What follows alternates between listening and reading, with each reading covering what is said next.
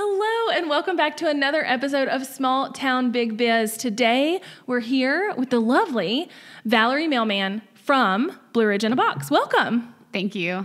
Oh my gosh, I love your last name, first of all. I was telling you that before we started recording. But You were, yeah? I just think it's so fun. It's something most people talk about. Yeah, it's super fun. It's super fun. Well, tell us more about the business. Tell us how you get started, what the business really is, and all that good jazz. Well, Blue Ridge in a Box is pretty much exactly what it sounds like. Yeah. We create boxes that contain a curated collection of the best products from small businesses throughout the Blue Ridge. That is so awesome. So, is it a subscription-based box? It can be. Okay. Yep. So it can be a subscription. It could be a one-time purchase. They can ship anywhere in the world, or you can have them picked up or locally delivered.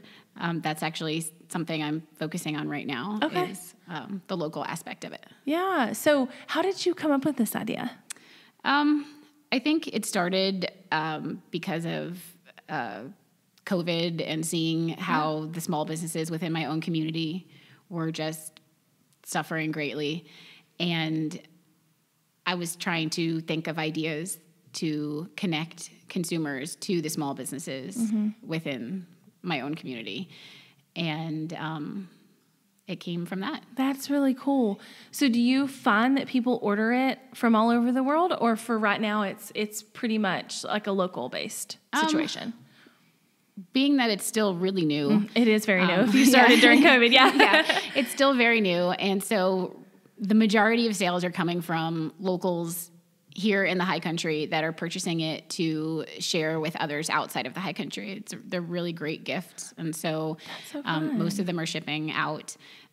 But, that being said, they're shipping far and wide. So that's pretty cool. That is really cool. When we were talking about your business, when we were looking at everything, we were like, this is the coolest idea. Thank you. And especially, like you say, for us to be able to send a little piece of home to somebody else is the funnest thing. Yeah, and that's really what it is too for a lot of people. One of my favorite things to do is I'm not creating them, but writing up the gift notes that people type up to put in their boxes. And the majority of the notes are something to the effect of what you just said. Like, here's a little taste of home, or here's a taste of the Blue Ridge. I see that it comes from people that maybe currently go to App State or did go there, and they're sending it to people that also did. And so they're like, here's some stuff that'll remind you of our days at App State, or, cool. To my mountain man, here's some stuff that's going to remind you of home, or, just a little taste of the mountains. It's really sweet. It's one of my favorite things to do is see the notes that people put in the boxes. Yeah. Now, are you originally from Boone? No. Okay. Gotcha. Did you go to App or anything like that? Nope. Yeah. No. So that's No. It's always fun because I think something I've seen from doing these interviews is when people move in and just fall in love with the area. Yep, that's pretty much exactly what happens. Yeah. I feel like it's such a common thing. I mean, we've had several episodes where it's somebody who wasn't originally from here, and then they got here and they're like, wow, I just love this area. So I think that's a great testimony to how awesome it is here. I do too. And what's really exciting about making the boxes too is to see. So of course it's amazing for these. Excuse me. Of course it's amazing for these small businesses to have their products shipped outside of the high country, outside of the Blue Ridge.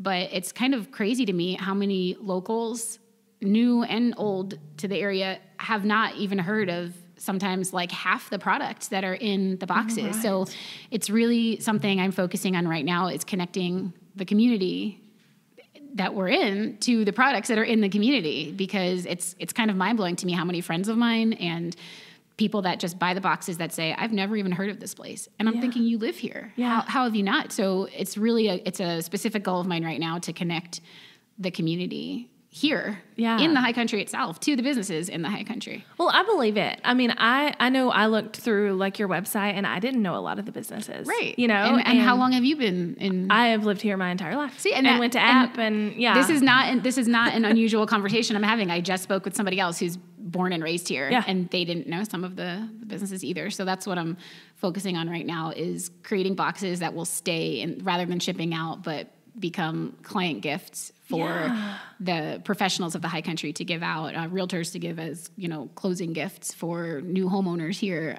Because what better way to connect them to their brand new home and their brand new community than giving them a taste of the businesses that are around them, and then they'll then go back to and frequent, or maybe it'll become their new favorite spot. Right. That is so smart. And I think that's a really good marketing tactic to say, Thank you. These are going to the professionals, because I know that's what, it's a really easy ask, right? It's like you are already gifting your people something. Yep. And here's a really great way to do that. So I love that. Thank you. Is that your main, what has been your main form of marketing during all of this? Social media. Yeah. Yeah. So Instagram and Facebook. Mm-hmm. Yep. Instagram and Facebook. And that's actually sad to admit, because I feel like I am not great at, it's hard with, keeping up. It feels like a full-time job in itself, just posting on social media. Well, it is. I mean, that's why I have Laura. Right. So yeah. So no, it is. It really is. And that's not an uncommon thing to feel, which actually leads us kind of into yes, what you might be struggling with. So what I like to do is, anybody who's on these episodes is, let's talk through an issue you might be having, or a problem, or something. Yes, please. Yeah. So I would love to hear where you're struggling.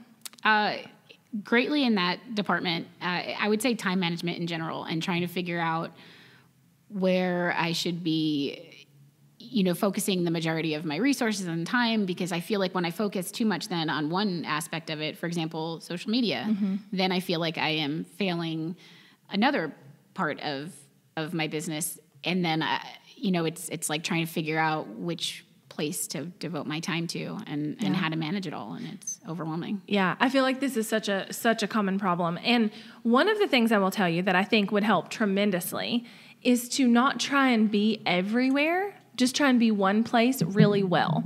So yes, you have a Facebook page, and yes, you have an Instagram, but which one's the most engaged? Which one are you, focused more on? Which one do you feel better about?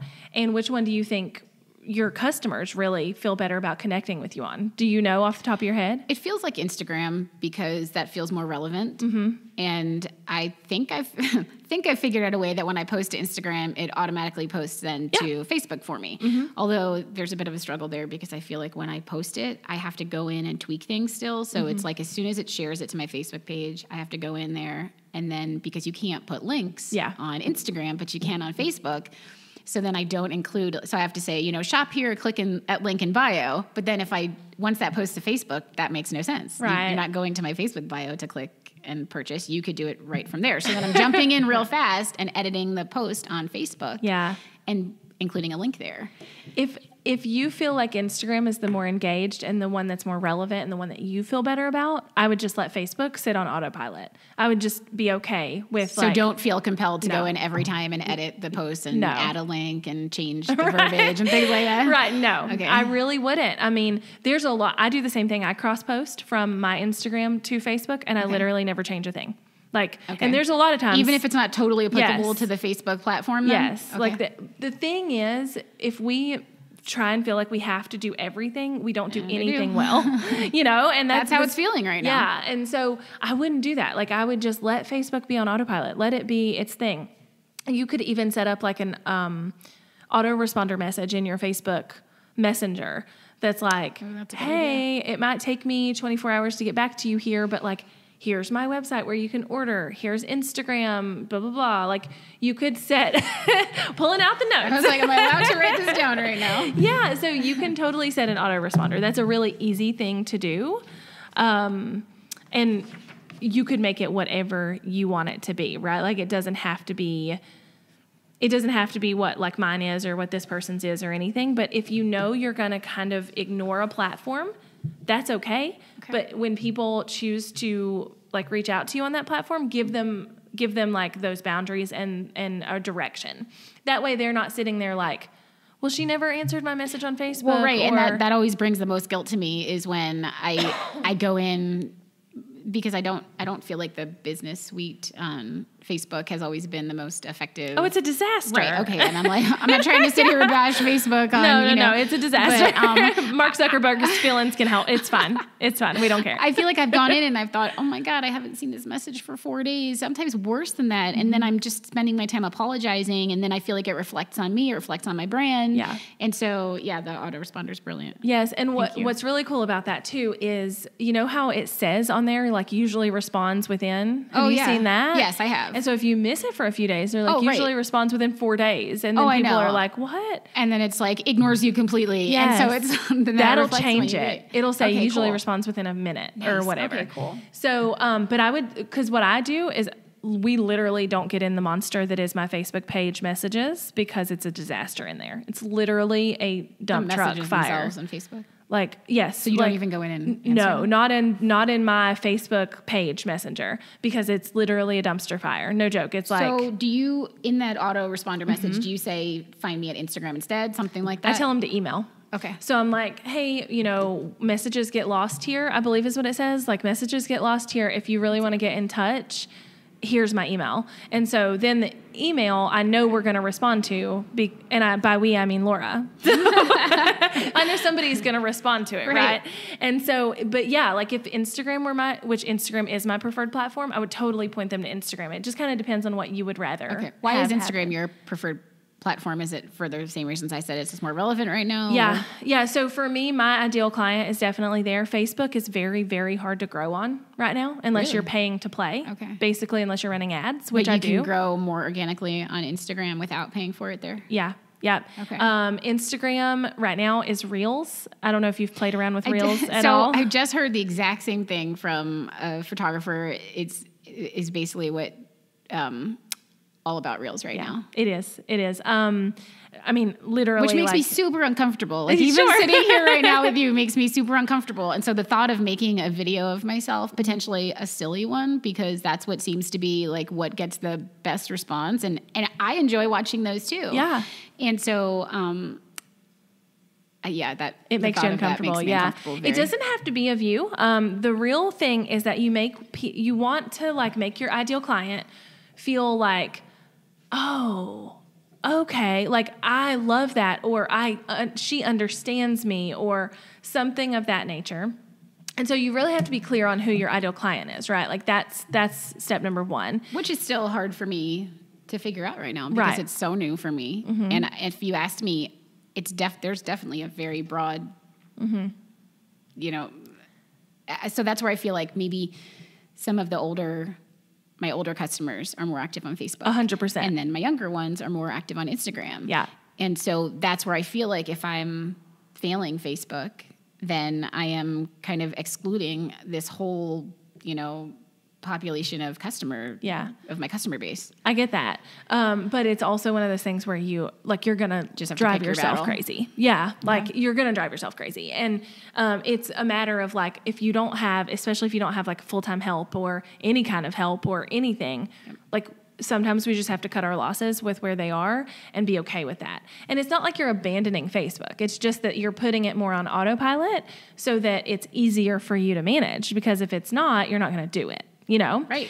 So that's what I'm finding right now. Yeah. Yeah. So Reels are like, for you, I could really see you targeting, those professionals that you were talking about, the real estate agents, the people who have clients that they send gifts to. I could really see you targeting that.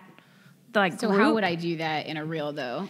So then it's like, what are their problems? What are they going to relate to? So then I think it's probably the same problem I'm having right now is time. They don't have time. And this is where I feel like this product is so valuable for people is that they don't have time to go from store to store, shop to shop. Yes, they love all the same places I do, but do they have time to, walk down King Street and go into each of these places and, feel like, oh, okay, well, I want to spend some money here and some money here. And so it's like, that's where I come in. Let me help you with that. So that's exactly what it is. I can save you time. Exactly. And I mean, so like thinking of a reel, right? Like you could totally be making a reel where you're acting like a real estate agent who literally is running in circles right now because of the market, right? Yeah, like they're like, I don't know what I'm doing. You're acting like a real estate agent and you're like, I just sold 4 houses and I need to send them all gifts. And like, I don't know how to do that. And so then it's like like a funny, like, I know, I'm already picturing Yeah. it, and I'm thinking, who could I get to become a real estate agent for me in a video? Because I'm not going to do it. And then like a funny thing could happen where it's like,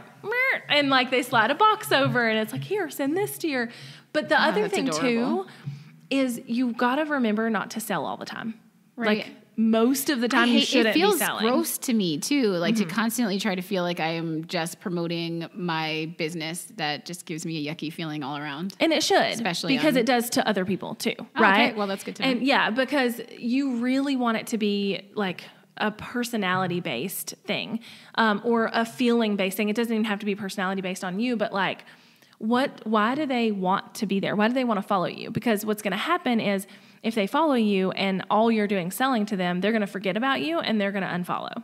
So, you know, making it, do you use stories right now on Instagram? I don't. I feel very old when I use Instagram. Like, I feel like my age shows. I feel like I need to call kids up. And it's like, yeah, I have never done a story. I have never done a reel. Well, stories and reels are the only way to grow. So, well, then. Sorry. Goodbye. Sorry. They really are right now. They really are. Stories and reels are like what you have to do. So that makes me feel even worse about social media now. Thank you. Don't feel worse. But like, especially if it's the only thing you're focusing on, right? Don't worry about Facebook. Or worry about Facebook and leave Instagram. You know what I mean? Like, well, not if stories and reels are the only thing working right now. They are. Facebook is very, very hard to grow on right now, unless you want to put money at it, which you totally could. I run ads all the time on Facebook, but it's just harder to grow. But for instance, like my husband has an Instagram account for his like farm stuff. And I've been telling him, do reels.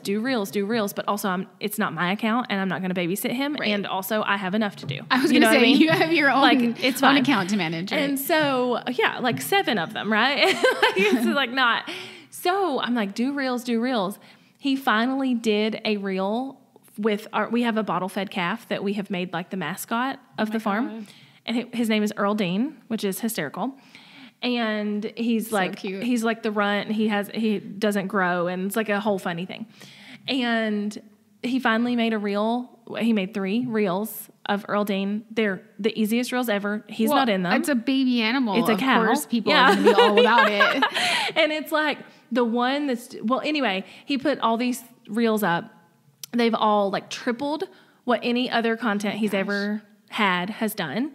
And then there's one right now that's like taking off, and he's getting tons and tons of followers from it. That's so awesome. So, and he's like, oh, the reels really do work. Look at that. Like, well, this is the exact feedback or advice I was just given recently, was that the reels like exponentially grew. Mm-hmm. It will. Their Instagram account. It will. It really will. And that's like the only way. Like Instagram literally is telling people they want reels. And so if you're doing posts, it's not doing anything. Even if you have your hashtags, great. Sometimes I don't feel like I get very much. Like sometimes I put up a post and I feel good about it. I'm like, this is going to be exciting. People are definitely going to respond to this. And then I get like no feedback, nothing on it. And I'm like, well, what am I doing? The reason is because Instagram's not showing it to people because they're showing them reels. Okay. So if you like scroll your feed, you'll notice that like the first several you see are reels. So my number one priority leaving here should be to make a reel. Yes. Right. Like that's your homework, and to start doing stories. Okay. I feel like what's the difference between them? And I did watch Becca. The resupply, right? So I could go back to that and just watch that. That's where I left off on watching that one. Oh yeah, listening to that one, and I was like, okay, this is going to be really helpful for me. So I was trying to tell myself like, don't waste your time talking to Jessica about this. Right. Because I can just go back and watch that one. You totally can. And I went in more depth in that one, but Cliff Notes version. Yes, please. Stories expire within 24 hours. They are the way you connect with your audience. Like they're the way that they feel like they love this business. They love the person behind the scenes. They love all the things. They're the connection point. They're kind of like the dating pool, if you will, like how you date your customers. All right. The reels are how you actually get them to want to date you. They're the magnet. They're like what gets you to see them. Reels are usually seen more by people who don't follow you. Stories, the only people who can see them are people who follow you. Okay, so what should I be putting in a story versus what I should be putting in a reel? Then? Stories are day-to-day content, day-to-day life, day-to-day packing boxes, day-to-day making decisions, day-to-day behind the scenes. Because, again, they expire within 24 hours. Oh, and then if I do a reel, that's my opportunity to do like a funny video or... And something that really makes them go, oh, I need this, or oh, she gets me. You know? Okay, so maybe something more engaging, okay. For sure. And I mean, you can go like follow my Instagram account and definitely see what I do. Already. All right, okay, I'll good. Yeah, because like my stories last night, my husband hung these things that we were talking about before we started recording. And I did a story. I pulled one down and I showed them the stories. Nobody would care about that on a reel. Whereas a reel yesterday, I did like a funny like Ross sound from Friends. You know, yes, and like utilize that to my ideal client. Okay. So you can use all of these sounds like that are popular, like all of the things you can use those and just like shift the text on the screen to what your ideal client would be. How do I know what sounds are popular right now? You'll notice just by going through reels myself. Pretty much, yeah. Like if you go scroll through reels, and in Becca's episode, I talked about like how you get to the reels and like how you scroll them. I did see that. Or listen to that part. If you scroll through reels, then you'll start to see like, oh, everybody's using this sound. If everybody's using it, you should use it. And I know that sounds crazy because it seems like it's overdone, but it's obviously working. Right. You know, so. Yeah, I mean, I would just like put Facebook on autopilot. Okay. Worry about what works on Instagram. So like, don't worry about the things that don't work. You know, if I'm telling you like stories and reels are what works, then don't worry about posting and don't like spend so much time like writing a caption and that kind of thing. Your feed. Oh yeah, I overthink all of that. Exactly, everybody does. Spell checking it 150 times. Yeah, that's just where the perfectionist comes out. Totally. And like, so what else do you struggle with as far as like time goes? If, you know, I know social media probably feels like it's a full-time job and then like the job is a full-time job. Yeah. But like, where do you feel like there's somewhere else that like the time just feels like it's not there? Or like if you could duplicate yourself, like you could totally get it done? Or is it mostly like social media feels like that's what it is? So it does feel like social media is definitely the biggest one. Mm-hmm. And then I feel like because of that, I back off from it, which is like the opposite of what I should be doing. Right. And then it feels like it overwhelms me, and then I just kind of leave it, and then I'm like, oh my gosh, I haven't made a post in like a week. Have you ever batch processed? Nope. So I make like 16 reels at a time. Okay. So they're done, and then I don't have to post it. I don't have to do it. So I guess my hesitation on that goes back to like authenticity. Mm-hmm. So for example, went out to the farmer's market Saturday morning, networked with a bunch of amazing vendors there, got some awesome products, took a great picture of it, and then didn't have the opportunity to post the photo. Like, I had this picture. It was like, here are my great finds from this morning's farmer's market. Go out and support your local businesses. That goes on stories. You don't need to post that. Okay. Yeah. But because I at the time I was running from one place to another, and I was like, okay, I'm going to take the picture now and I'm going to share it later. Mm-hmm. Never shared it. Now it feels like I'm being... and, I'm not being authentic if I'm going to say, here I am, it's Tuesday now. Mm-hmm. I have a photo from last Saturday. Yeah. And I want to still share these incredible businesses, the finds I found. But then it's like, oh, here's my stuff I picked up 2 weeks ago at the farmer's market. Go out next Saturday and get it. Like, that just seems so lame to me. No, it's not lame. And position it like in a way where it feels relevant. So maybe it's Friday you post that. You're like, hey, I was here last Saturday. Okay. Here were the awesome things. And you're going tomorrow. So here you go. But that really doesn't need to be a post. It needs to be a story. And the thing about... Because that's going to disappear within 24 hours and it's only relevant for the following market day anyway. Right. Okay. And because it's really easy to tag people in a story. You don't have to worry about a caption. Like, those are so easy to do on the go. That's why, like, if there's anything like that, like, it totally should go in a story. Like, oh, I'm here at the farmer's market. Like, you could even video and, like, just put it on your story. Because, again, it's not really relevant to them on Tuesday. You know what I mean? Right. So, yeah, I mean, I would totally do that on your stories more so than in a post. If it were me, I wouldn't even post. Like, I would do reels and stories and, like, not really all the time. Mm-hmm. Yeah, like 100% of what I'm doing on Instagram. Yeah. So here's where I struggle. So when I see someone else's story and I see something cool happening in the story, and then I'm like, oh, okay, I want to get that or go there. there's nowhere for me to click. There's nothing for me to read.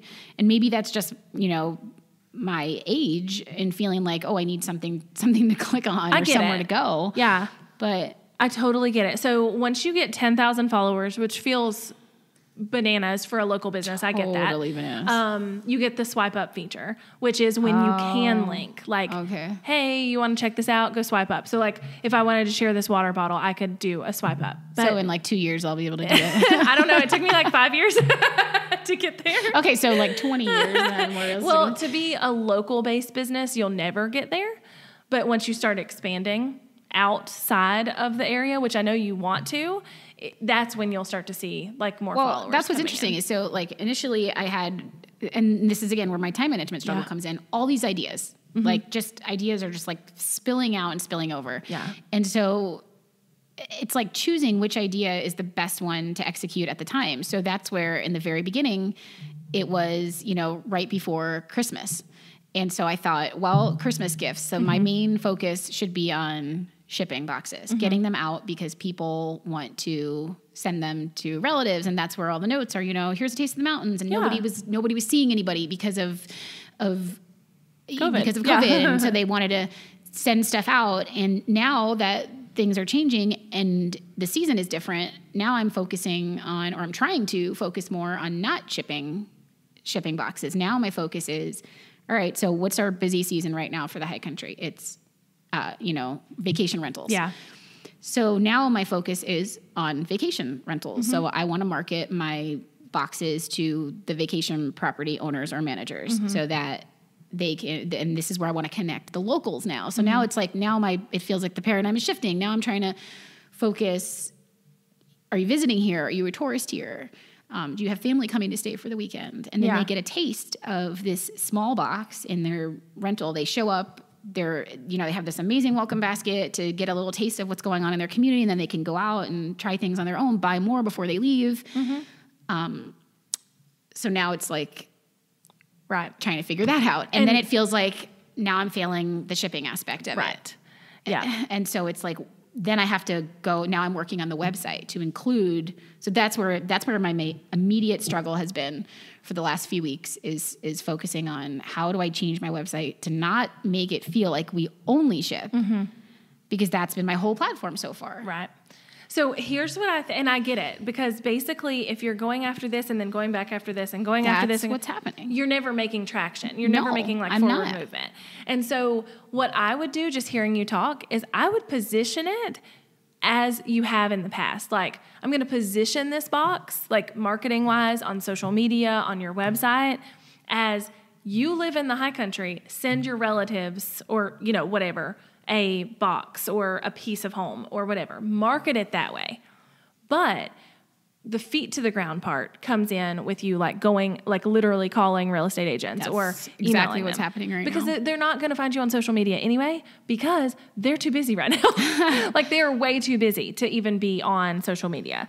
So that's the difference. So like for me, for instance, I do not market. You can't find anything about local anything on my website. You cannot, like, my podcast is all for, not this podcast, my other one, all for national businesses, all online businesses. I really market towards people who want to create courses and do passive income. That's my market. I put my feet to the ground if I want to do something local.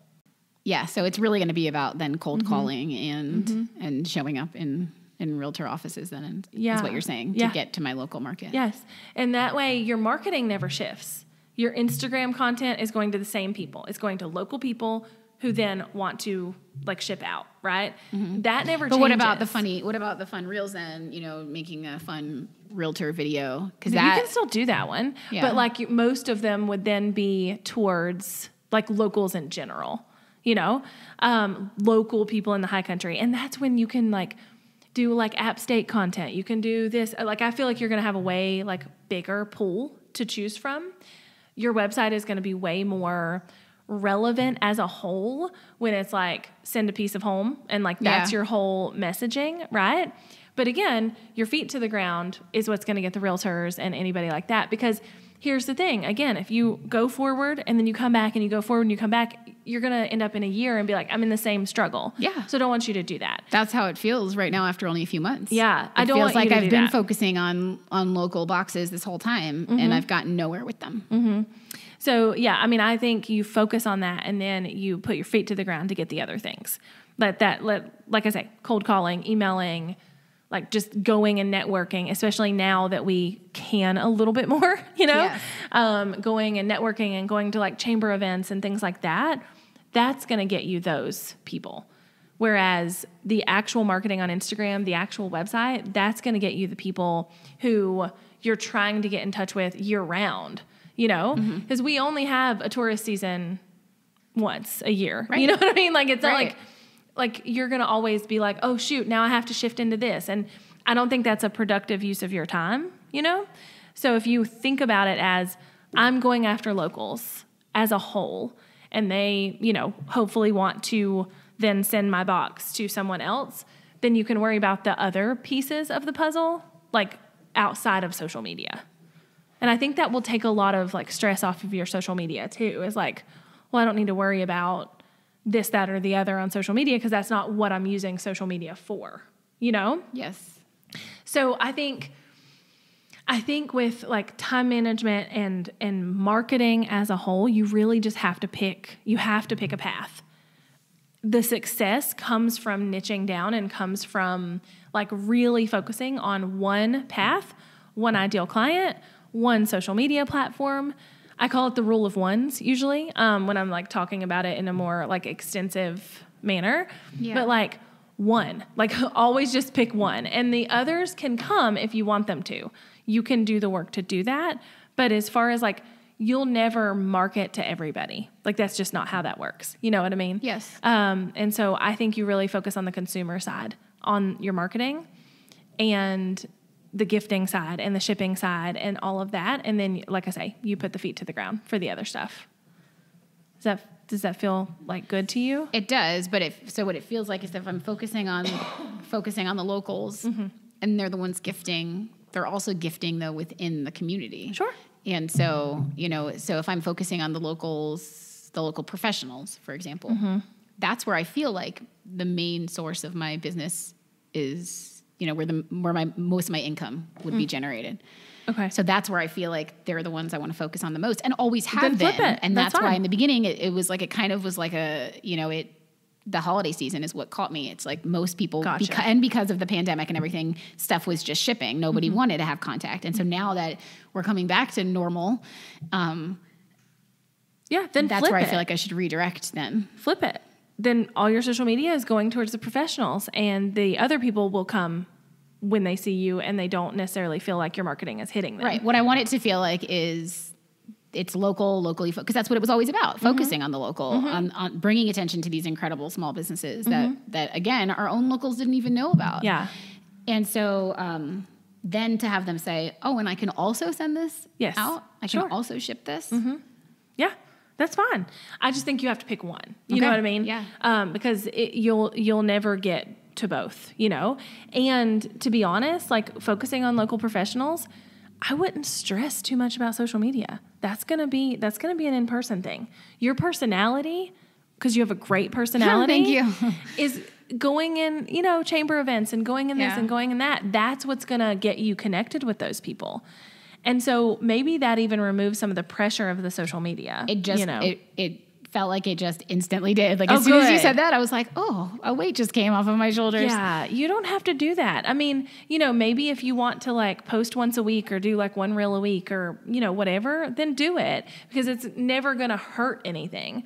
But to say, you know what, I'm going to set up because you could totally set up all your social media on autopilot. There are programs where you could like you could sit down for 30 minutes each week and schedule out posts for like 2 weeks. You know what I mean? Like you can do that. And that way that feels out of sight, out of mind, but also relevant because you're keeping yourself relevant. Yeah. And then your whole job is getting in front of in person or as in person as we can get, Right. Cold calling, emailing, that kind of thing, the people to get in front of the people you want to get in front of, because I think that's I think that would feel better to you too. It does. You know, because it's like, that's like instantly does. Yes. That's way more of like my personality. I'd love to do that. So I think that's what you do. I really do. Okay. Yeah. And that will remove the time piece too, right? Because it's like, well, if I'm not having to worry about all of this social media, and social media is an uphill battle. Like it will always be an uphill battle. It is never an easy. I feel like that's what I hear from everybody too. Mm-hmm. So there's comfort in knowing I'm not alone in that struggle, but it doesn't solve the problem. No. I mean, I've been on Instagram, YouTube, Facebook, all of these platforms for years and years and have pretty decent audience on everything. Yeah. But it's an uphill battle. I've never went viral and just had like all these followers come in. I've never had anything like that.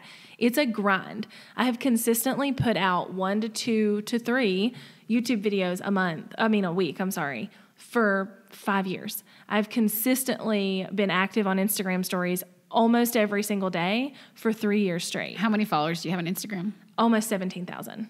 Oh my God. That's yeah. But I mean, I have 115,000 subscribers on YouTube. So a lot of that comes from other places, you know, but like that's my platform. Right. And so I literally don't pay attention to anything on Facebook.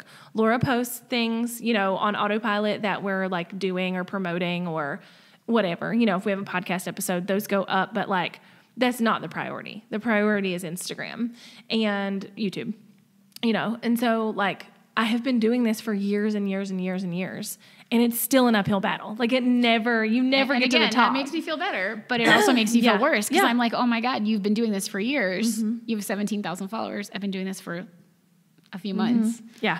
Yeah. And so it feels like when you look at it to hope to achieve thousands of followers, it feels like years, you know? And so that's kind of scary. It is.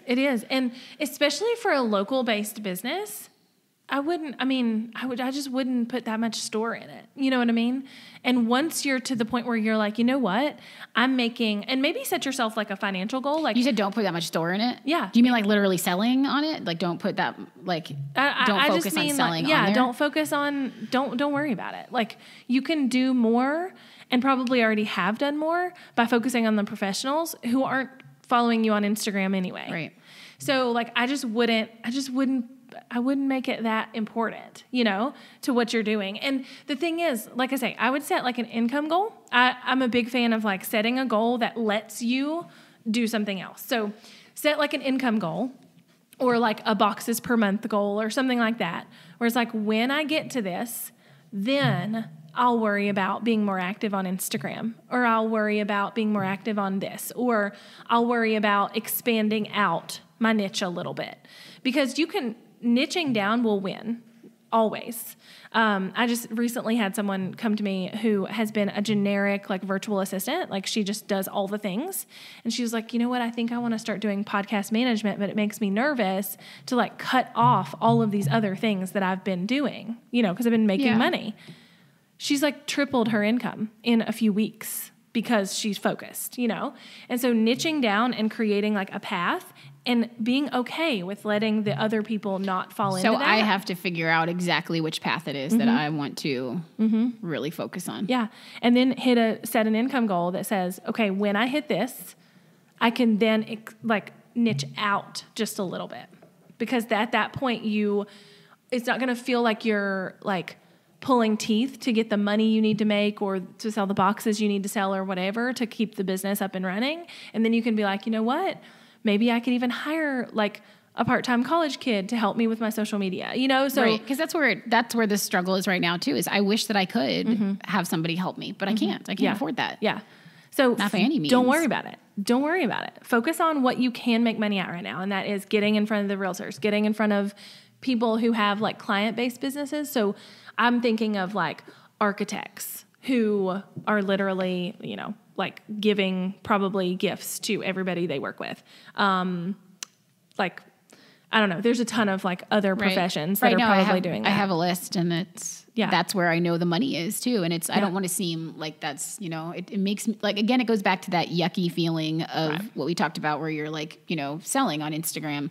It feels for me to say, well, that I focused on the wrong area. That's where it's like, so from the get-go, knew that I wanted to both ship and provide local options. But obviously my initial focus was on the shipping. And so it feels, not that I want to say I'm ungrateful for any of the customers who purchase there. I'm so grateful for that, obviously. That's okay. But it's like, that's where it feels like, okay, I'm abandoning them or abandoning that because now I want to focus on where the real money is. That feels selfish. But then I'm like, but that's what you're running a business. is. I'm trying to make money.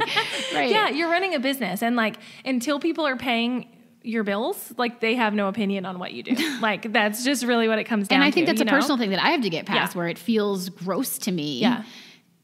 But this is a business. But you have to make money. Right. Like you have to make money. That's all there is to it. You know, like you have to feed your family. You have to you know, you have to put gas in your car. Like you have to make money.